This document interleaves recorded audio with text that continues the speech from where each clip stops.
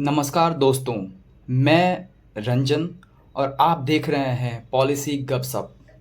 आज हम चर्चा करेंगे एक ऐसे मुद्दे पर जो केवल मिडिल ईस्ट तक सीमित नहीं है, बल्कि साउथ एशिया और पूरे विश्व की सुरक्षा को प्रभावित कर सकता है।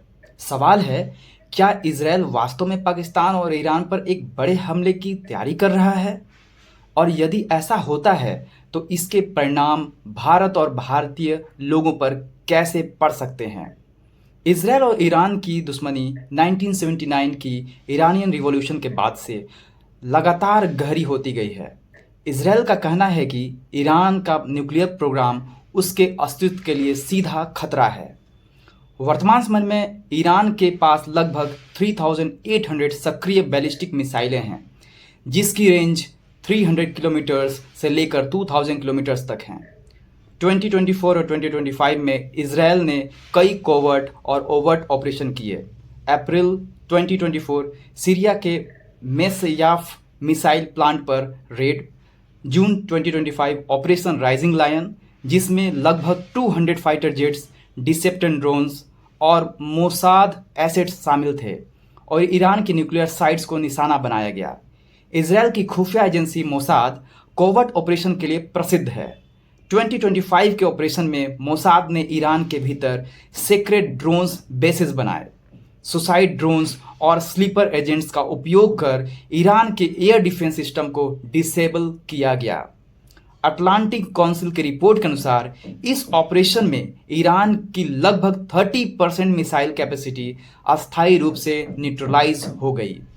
यह दिखाता है कि इजरायल अब केवल सीमा सुरक्षा तक सीमित नहीं है, बल्कि डीप पेनिट्रेशन स्ट्राइक की रणनीति अपना चुका है। अब प्रश्न उठता है, क्या पाकिस्तान अगला निशाना हो सकता है? अभी तक कोई ठोस प्रमाण नहीं है कि इजरायल सीधे पाकिस्तान पर हमला करेगा, लेकिन पाकिस्तान के मीडिया और थिंक टैंक्स में ये आशंका जरूर जताई जा रही है। पाकिस्तान के पास अनुमानित 165 से 170 न्यूक्लियर वारहेड्स हैं और उसकी मिसाइल रेंज शाहीन 3 2750 किलोमीटर तक है, जो इजरायल तक पहुंच सकती है। इसी कारण पाकिस्तान के स्ट्रैटेजिक एक्सपर्ट चेतावनी देते हैं कि इजरायल को पाकिस्तान को हल्के में नहीं लेना चाहिए। इजरायल ईरान कॉन्फ्लिक्ट के बाद पाकिस्तान ने अपने वेस्टर्न बॉर्डर, विशेषकर बलूचिस्तान क्षेत्र में सुरक्षा बढ़ाई है। इस्लामाबाद ने इजरायल के हमले को वायलेशन ऑफ ईरान सॉवरेनिटी बताया। डिफेंस एनालिस्ट मानते हैं कि पाकिस्तान की सैन्य क्षमता अधिकतर इंडिया फ्रंट पर केंद्रित रहती है।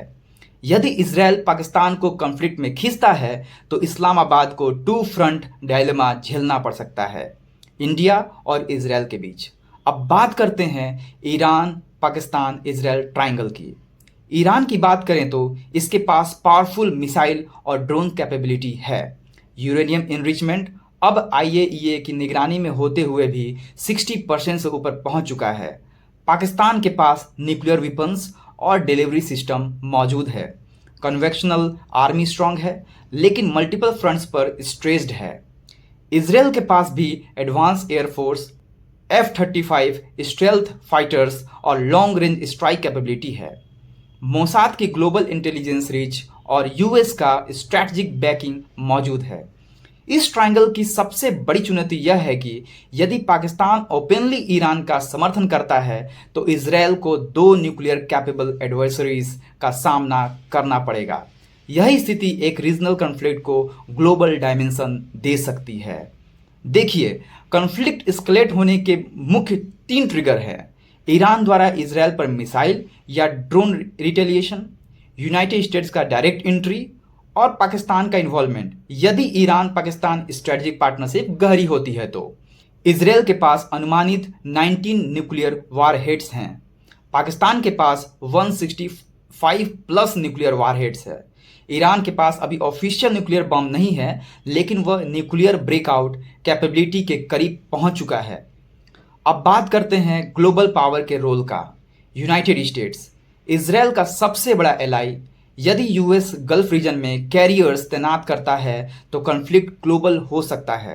रसिया, सीरिया और ईरान के जरिए रसिया इस रीजन में इन्फ्लुएंस रखता है। लाइकली ईरान को डिप्लोमेटिकली और मिलिट्रीली सपोर्ट करेगा। चाइना बेल्ट एंड रोड और ग्वादर पोर्ट के कारण कॉशियस रहेगा, लेकिन पाकिस्तान की तरफ डिप्लोमेटिक और इकोनॉमिक बैकिंग देगा। अरब वर्ल्ड, सऊदी अरबिया और यूएई इसराइल से नॉर्मलाइजेशन टॉक्स कर रहे थे, लेकिन वार की स्थिति में पब्लिक प्रेशर उन्हें इसराइल को अपोज करने पर मजबूर करेगा। अब बात करते हैं इन सभी चीज़ों का इम्पैक्ट इंडिया और इंडियंस पीपल पे क्या पड़ेगा। एनर्जी सिक्योरिटी, भारत का लगभग 60% ऑयल इंपोर्ट मिडिल ईस्ट से आता है। स्ट्रेट ऑफ हार्मुज ब्लॉक होने पर क्रूड प्राइसेस बहुत बढ़ जाएंगे और भारतीय अर्थव्यवस्था प्रभावित होगी। सिक्योरिटी कंसर्न, यदि पाकिस्तान दो मोर्चों पर फंसता है तो इंडिया को अपनी सीमा सुरक्षा और इंटेलिजेंस एक्टिविटी और मजबूत करनी होगी। फॉरेन पॉलिसी, भारत को इजराइल के साथ स्ट्रैटेजिक डिफेंस टाइज और ईरान पाकिस्तान के जियोग्राफिकल रियलिटीज़ के बीच बैलेंस बनाना होगा। इंडियन डायस्पोरा, गल्फ देशों में लगभग 80 लाख भारतीय रहते हैं। कॉन्फ्लिक्ट बढ़ने पर इवैक्यूएशन ऑपरेशंस की जरूरत पड़ सकती है। तो मित्रों, संक्षेप में कहा जा सकता है कि इजराइल ने ईरान पर कोवर्ट और डायरेक्ट ऑपरेशन करके अपना संदेश साफ कर दिया है। पाकिस्तान को लेकर आशंकाएं बढ़ी हैं, लेकिन अभी तक प्रत्यक्ष सबूत नहीं है। ईरान, पाकिस्तान, इजराइल का यह ट्रायंगल और अमेरिका, रसिया, चाइना तथा अरब देशों की भूमिका 2025 को अत्यधिक अनस्टेबल बना सकती है। प्रश्न यही है, क्या यह केवल मिडिल ईस्ट तक सीमित रहेगा या फिर आने वाले समय में एक रीजनल वार से ग्लोबल वार में बदल जाएगा? आपकी राय क्या है? हमें कमेंट में बताइए। अगर आपको ये एनालिसिस पसंद आया हो तो वीडियो को लाइक कीजिए, चैनल को सब्सक्राइब कीजिए और अपने दोस्तों के साथ शेयर भी कीजिए। मिलते हैं अगली वीडियो में। धन्यवाद। जय हिंद।